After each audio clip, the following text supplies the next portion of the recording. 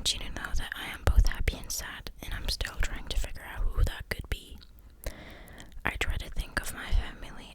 I try to think of my family as a reason for me being this way, especially after my friend Michael stopped going to school one day last spring, and we heard Mrs. Vaughn's voice on that loudspeaker.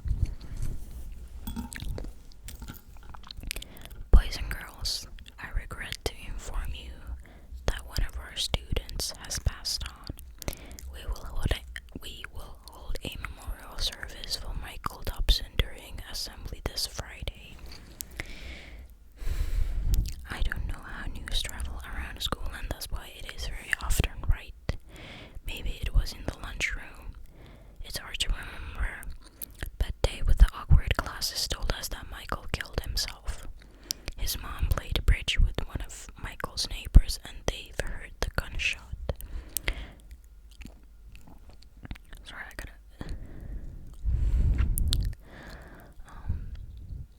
I don't really remember much of what happened after that, except my older brother came to Mrs. Vaughn's office in my middle school and told me to stop crying.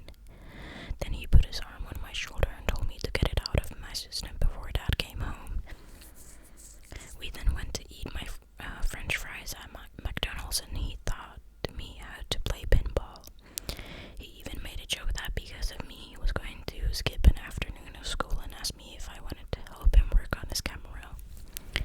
I guess I was pretty messy because he never let me work. On his camera before.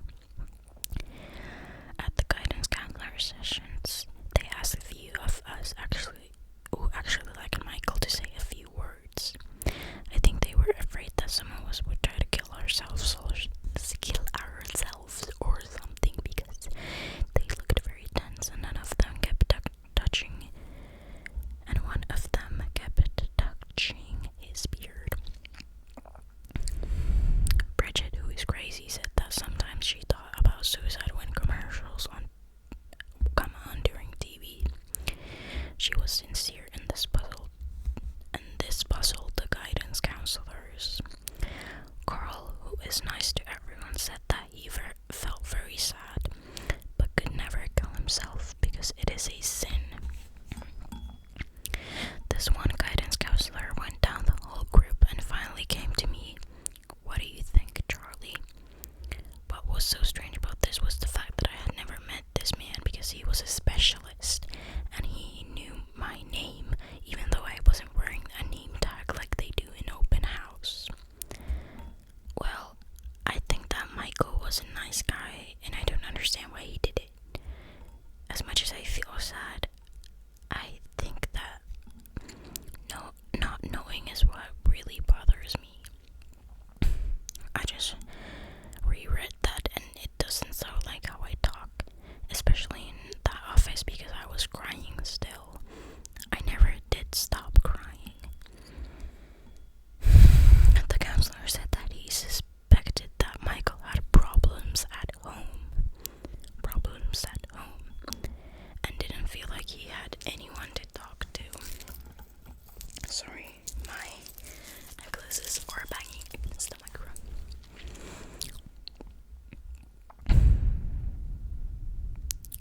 Then I started screaming at the guidance counselor that Michael could have talked to me, and I started crying even harder. He tried to calm me down by saying that he meant an adult, like a teacher or guidance counselor, but it didn't work, and eventually my brother came by the middle school in his camera to pick me up. For the rest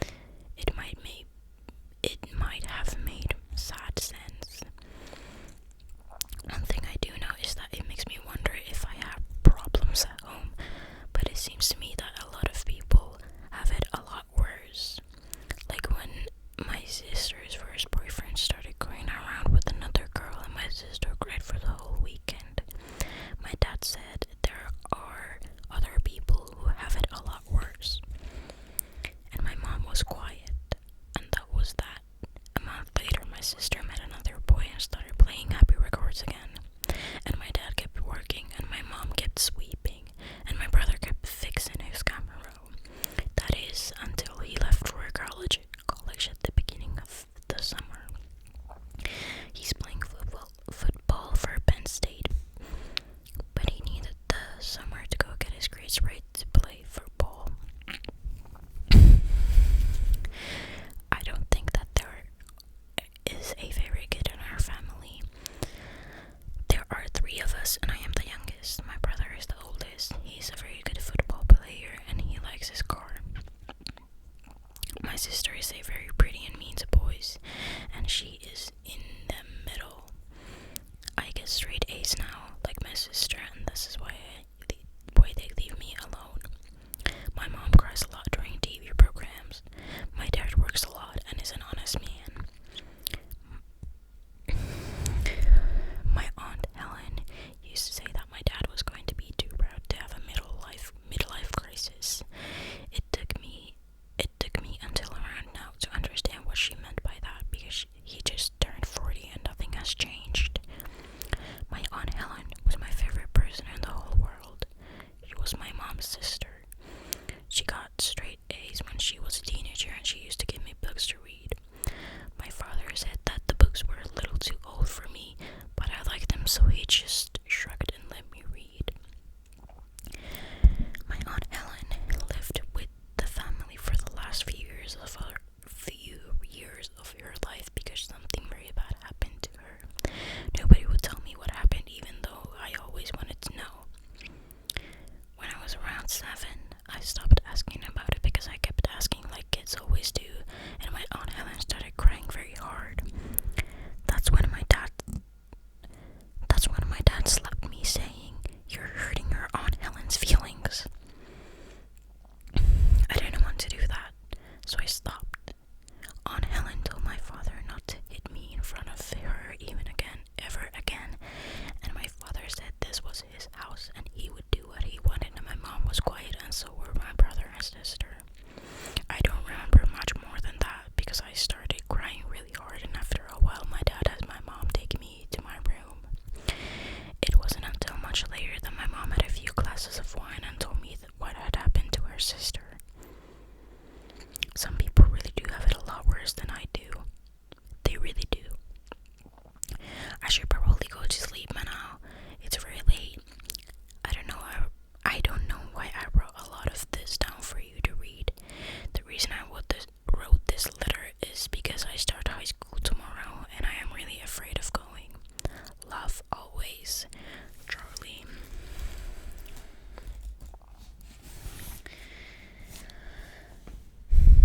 September 7th, 1991.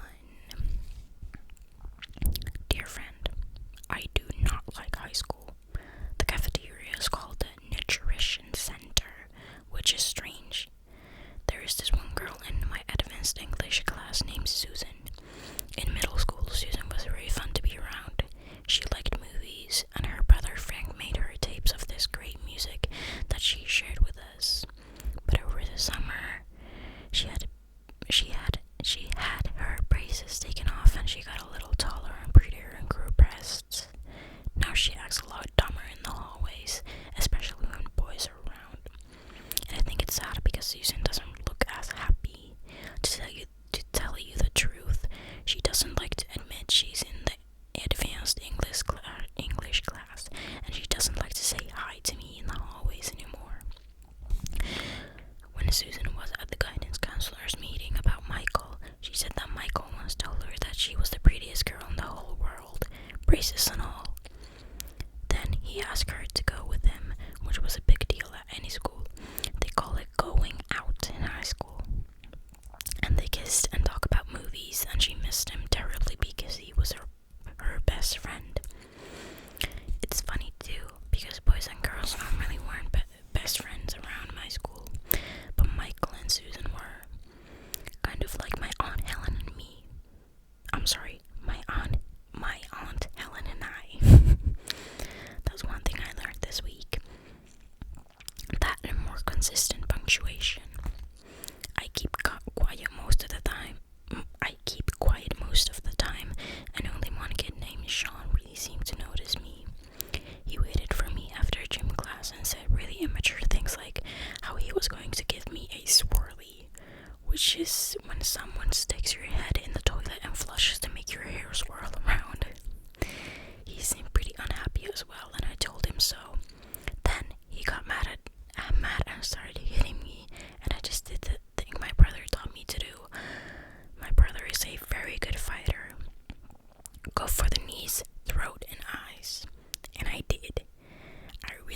hurt Sean. And then I started crying, and my sister had to leave her senior honors class and drive me home. I got called to Mrs. Small's office, but I didn't get suspended or anything because a kid told Mr. Small the truth about the fight. Sean started it. It was self-defense. And it was. I just don't understand why Sean wanted to hurt me. I didn't do anything to him. I am very small. That's true. But I guess Sean didn't know I could fight. The truth is, I could have hurt him a lot worse. Maybe I should have. I thought I might have to if he came after the kid who told Mr. Small the truth. But Sean never did go after him. So everything was forgotten. Some kids look at me strange in the hallways because I don't decorate my locker, and I'm the only one. I'm the one who beat up Sean and couldn't stop crying after he did it. I guess I'm pretty emotional. It has been very lonely because my sister is busy being the oldest one in our family. My brother is busy being a football player at Penn State. After the training camp, his coach said that he was a second string and that when he started learning the system, he will be first string. My dad really hopes he will make it to the pros and play for the Steelers. My mom is just glad he gets to go to college for free because my sister doesn't play football. And there wouldn't be enough money to send both of them. That's why she wants me to keep working hard so I'll get an academic scholarship. So that's what I'm going to do until I meet a friend here. I was hoping that the kid who told the truth could become a friend of mine, but I think he was just being a good guy by telling him. Love always, Charlie.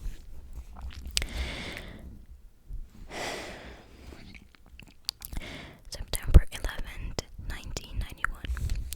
Dear friend, I don't have a lot of time because my advanced English teacher assigned us a book to read, and I like to read books twice. Accidentally, the book is To Kill a Mockingbird. If you haven't read it, I think you should because it is very interesting. The teacher has assigned us a few chapters at a time, but I do not like to read books like that. I am halfway through the first time. Anyway, the reason I am writing to you is because I saw my brother on television. I normally don't like sports too much, but this was a special occasion.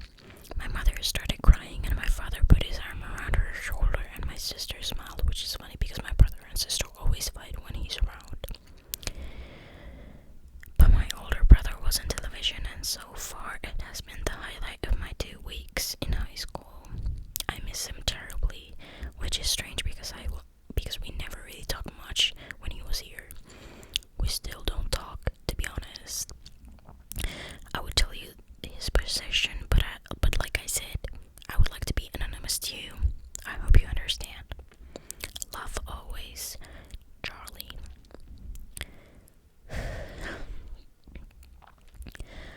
September 16th, 1991. Dear friend, I have finished To Kill a Mockingbird. It is now my favorite book of all time, but then again, I always think that until I read another book. My advanced English teacher asked me to call him Bill when we're not in class, and he gave me another book to read. He says that I have a great skill at reading and understanding language, and he wanted to write me an essay about To Kill a Mockingbird. I mentioned this to my mom, and she asked me why Bill didn't recommend that I just take a sophomore or junior English class, and I told her that Bill said that these were basically the same classes with more complicated books, and that it wouldn't help me. My mom said that she wasn't sure and would talk to him during open house. Then she asked me to help her by washing the dishes, which I did. Honestly, I don't like doing dishes. I like eating with my fingers and off napkins. But my sister says that doing so is bad for the environment. She is a part of the Earth Day Club here in high school, and this is where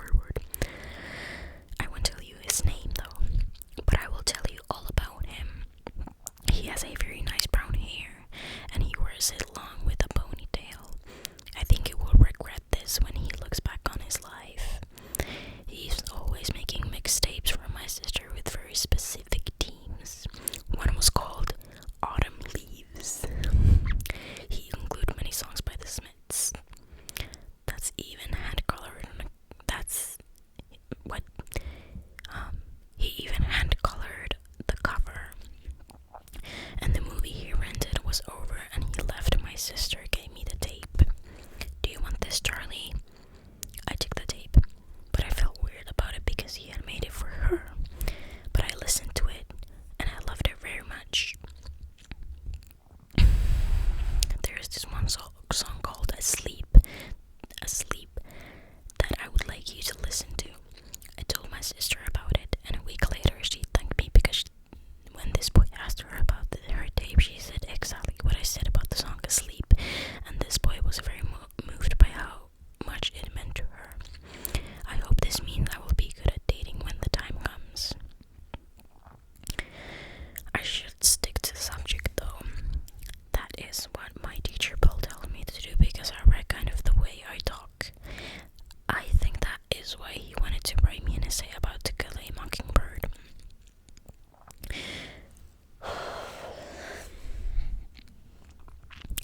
This boy who likes my sister is always respectful to my parents. My mom likes him very much because of this. My dad thinks he's soft. I think that's why my sister does what she does to him. This one night, she was saying mean things about how he didn't stand up to the class bully when he was 15 or something like that. To tell you the truth, I was just watching the movie he had rented, so I wasn't paying very close attention to the fight. They fight all the time, so I figured that the movie was at least something different, which it wasn't because it was a sequel.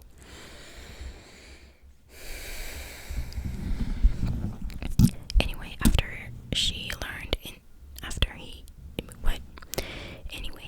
she leaned into him for about 4 movie scenes, which I guess is about 10 minutes or so, he started crying very hard.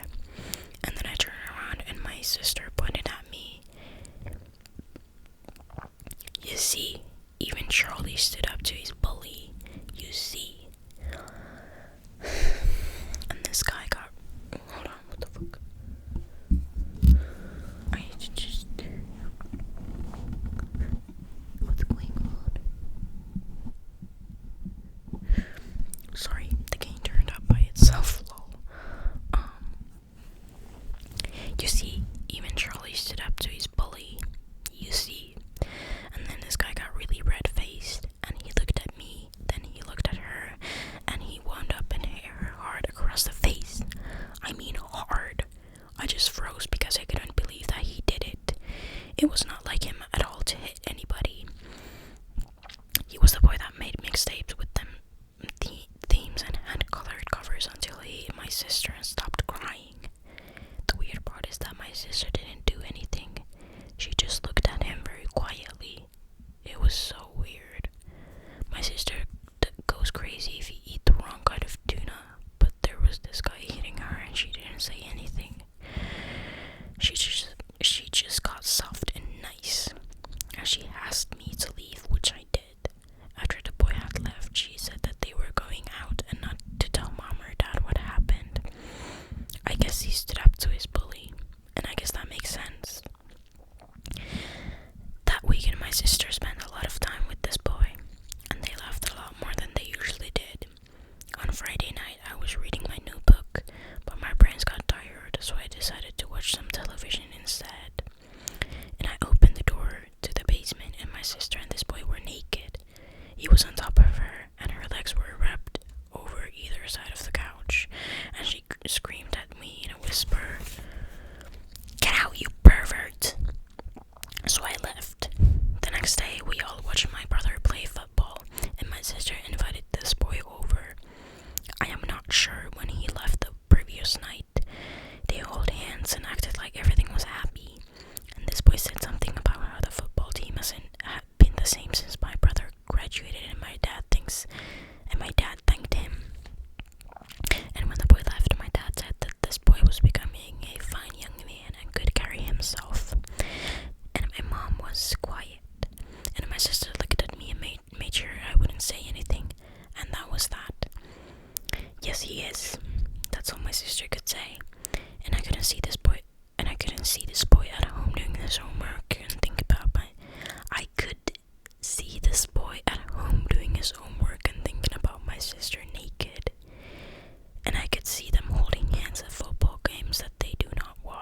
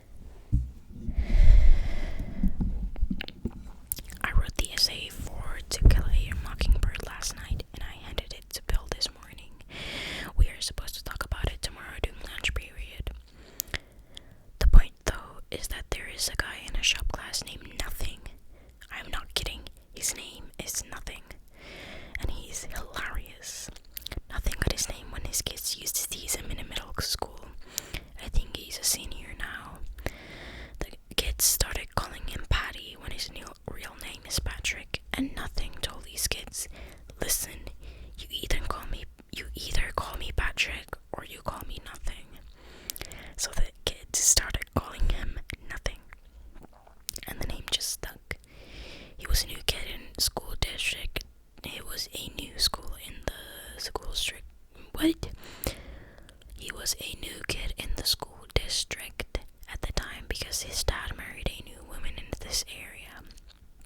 I think I will stop quoting marks around my nothing's name because it is annoying and disrupting my flow. I hope you do not find this difficult to follow. I will make sure to differentiate if something comes up. So, in shop class, Nothing started to do a very funny impersonation of our teacher, Mr. Callahan. He even painted in the mutton chop sideburns with a grease pencil. Hilarious. When Mr. Callahan found out nothing doing this near the belt stander, he actually laughed because Nothing wasn't doing the impersonation mean or anything. It was just that funny. I wish you could have been there because it was the hardest I've laughed since my brother left. My brother used to tell Polish jokes, which I know is wrong, but I just pluck out the Polish part and listen to the jokes. Hilarious. Oh, incidentally, my sister asked for her Autumn Leaves mixtape back. She listens to it all the time now. Love always, Charlie.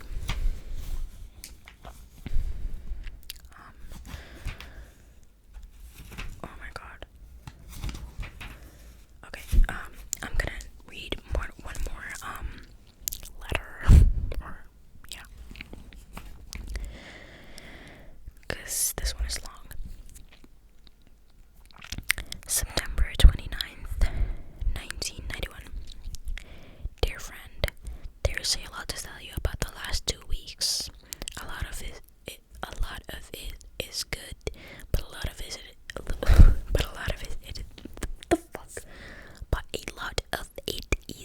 bad.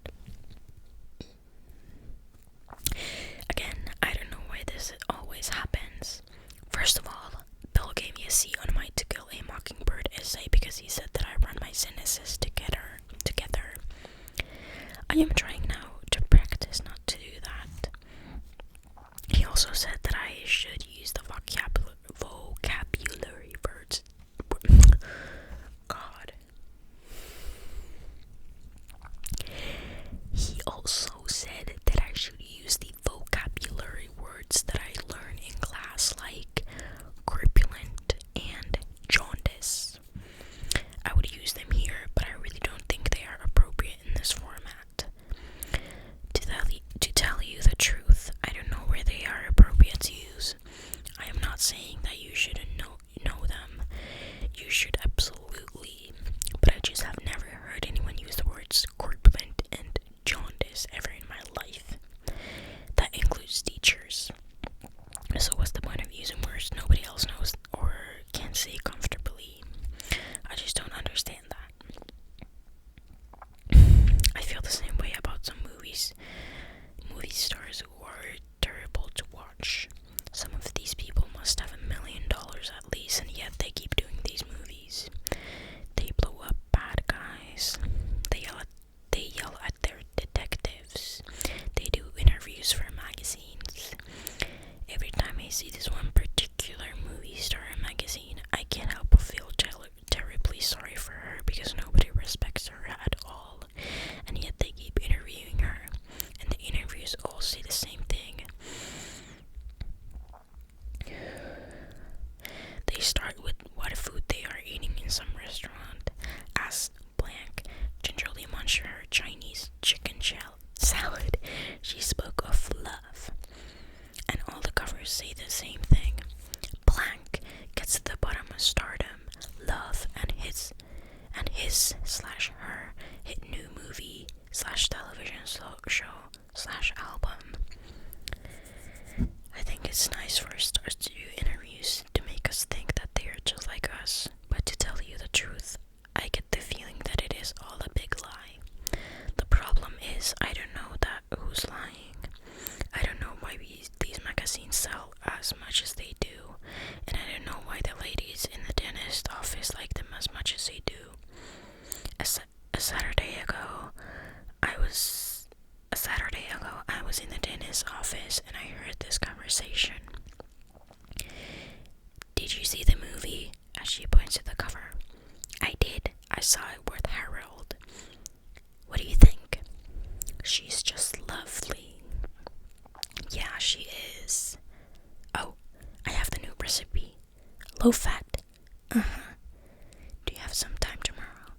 No. Why don't you have Mike's fax it to Harold? Wait, hold on. No. Why don't you have Mike fax it to Harold? Okay. Then these ladies started talking about the one star mentioned before, and they both have very strong opinions. I think it's disgraceful. Did you read the new interview in Good Housekeeping a few months back?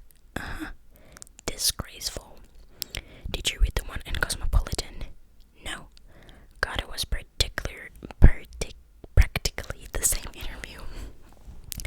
I don't know why they give her that time of day. The fact that one of the ladies was my mom made me feel particularly sad, and because my mom is beautiful. And she's always on a diet. Sometimes my dad calls her beautiful, but she cannot hear him. Incidentally, my dad is a very good husband. He's just pragmatic. After the dentist's office, my mom drove me to the cemetery where a lot of her relatives are buried. My dad does not like to go to the cemetery because it gives him the creeps. But I don't mind going at all because my Aunt Helen is buried there.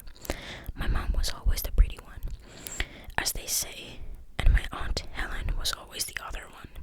The nice thing was my Aunt Helen was never on a diet, and my Aunt Helen was corpulent. Hey, I did it. My Aunt Helen would always let us kids stay up and watch Saturday Night Live when she was babysitting or when she was living with us, and my parents went to another couple's house to get drunk and play board games. When I was very little, I remember going to sleep with my brother and sister, and Aunt Helen watched Love Boat in Fantasy Island. I could never stay awake when I was that little, and I wish I could, because my brother and sister talked about those moments sometimes.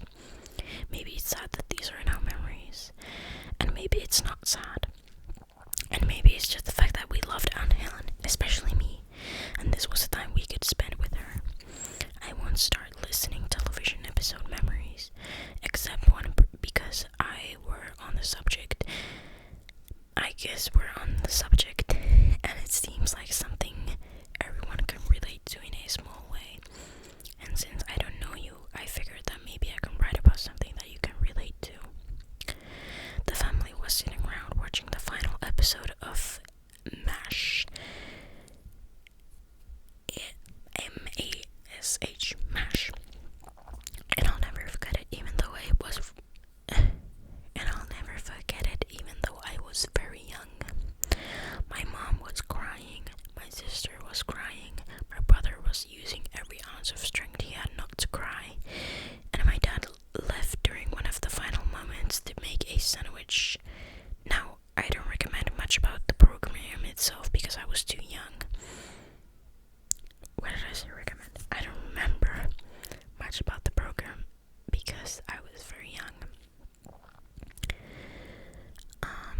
But my dad never left to make a sandwich except during commercial breaks, and then he usually just sent my mom.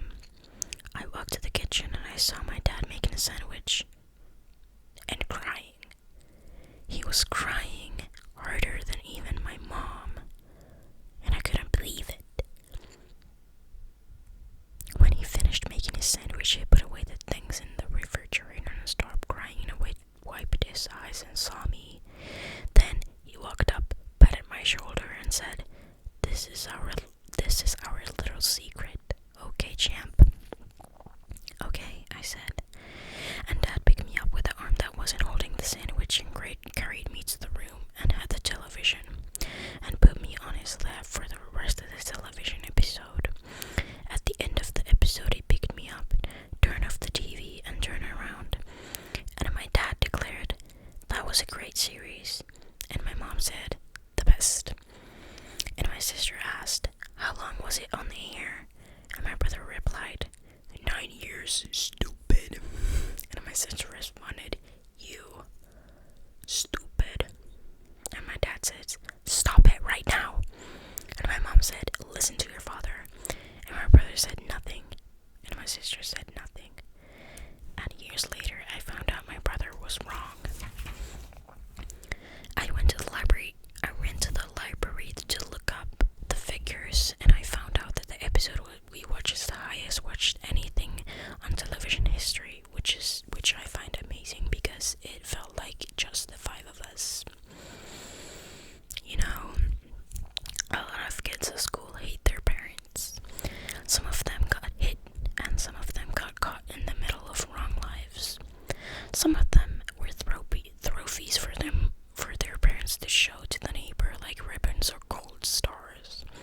and some of them just wanted to drink in peace.